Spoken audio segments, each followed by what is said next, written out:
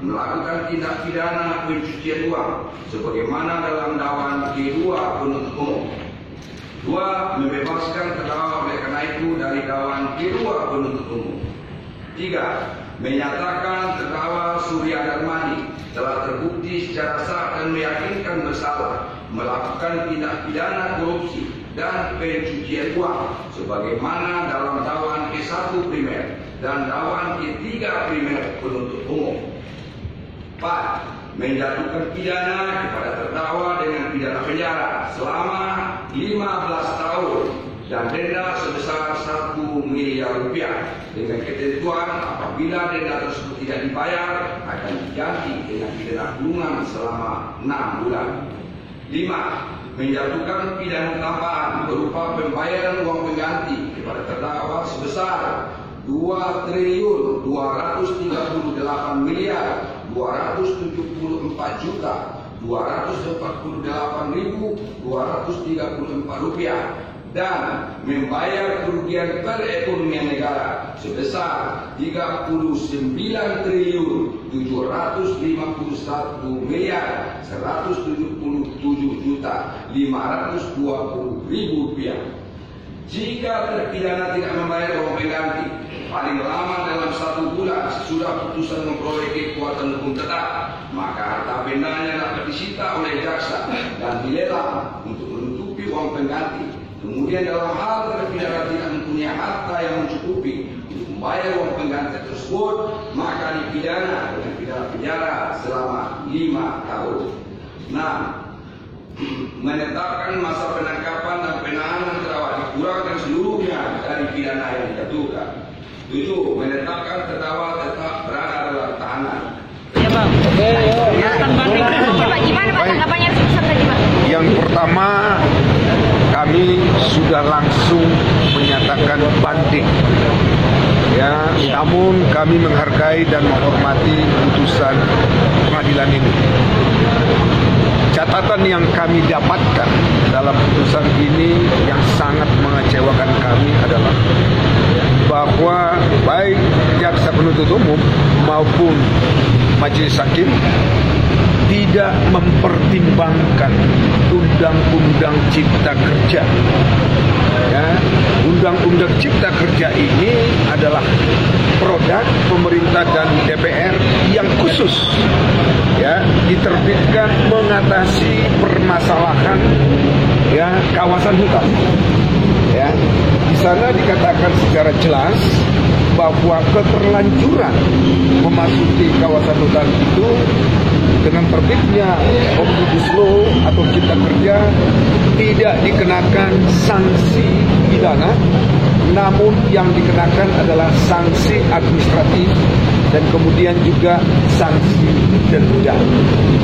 Nah, oleh karenanya terus terang aja dengan sikap dari saudara jaksa penuntut umum dan putusan ini, tentu para pengusaha akan sangat khawatir dengan terbitnya presiden yang tidak baik ini.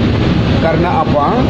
Karena saat ini 1192 ya perusahaan yang sama dengan apa yang dialami oleh PK. Nah, oleh karenanya harapan Bapak Presiden yang menyatakan bahwa hadirnya Omnibus Law dan Undang-Undang Cipta Kerja ini membuat kenyamanan pengusaha, ternyata yang kita hadapi adalah klien kita dipidana dengan hadirnya Undang-Undang Cipta Kerja ini. Tadi klien kami menyatakan kepada saya, tolong sampaikan pembahasan Undang-Undang Cipta Kerja, Perpu yang sekarang yang dibahas DPR tidak ada gunanya. Ya, ini membuat suasana yang tidak nyaman bagi pengusaha. Tadi klien kami menyatakan kepada saya, sekarang sudah ada 5 orang datang kepada dia mengharap bahwa permasalahan ini bisa selesai. Yang kemudian dia katakan dia tidak bisa berbuat apa-apa.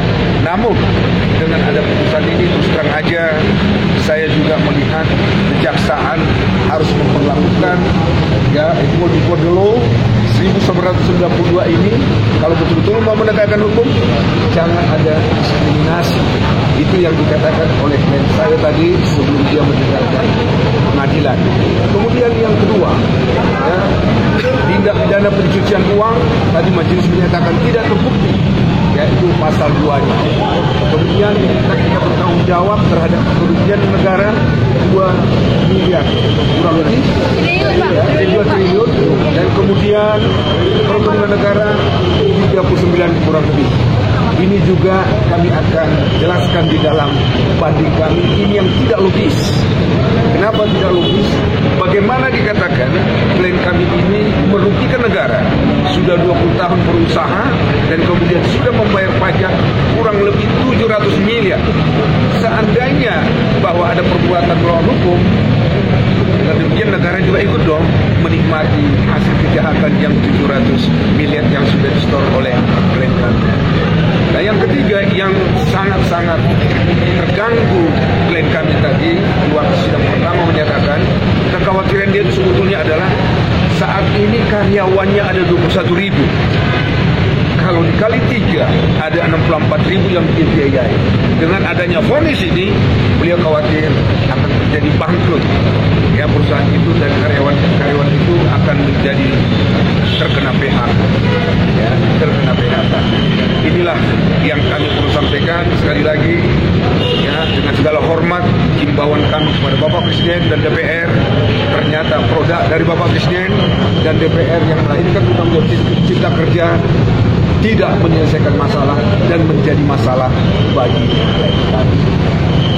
Pak, sejauh ini kan banyak yang disita oleh Kejagung nih Pak. Nah, perusahaan masih beroperasi normal atau gimana Pak? Dengan ada putusan ini, tentu ya ini berpengaruh kepada klien kami. Dan tadi ada karyawan sudah datang kepada kami, mereka resah sekarang di lokasi dan di perkebunan. Kedepannya kami khawatir seperti saya katakan tadi terjadi pengangguran dan terjadi bangkrut kepada perusahaan ini karena tidak ada lagi yang bisa melanjutkan dan mengelola perusahaan.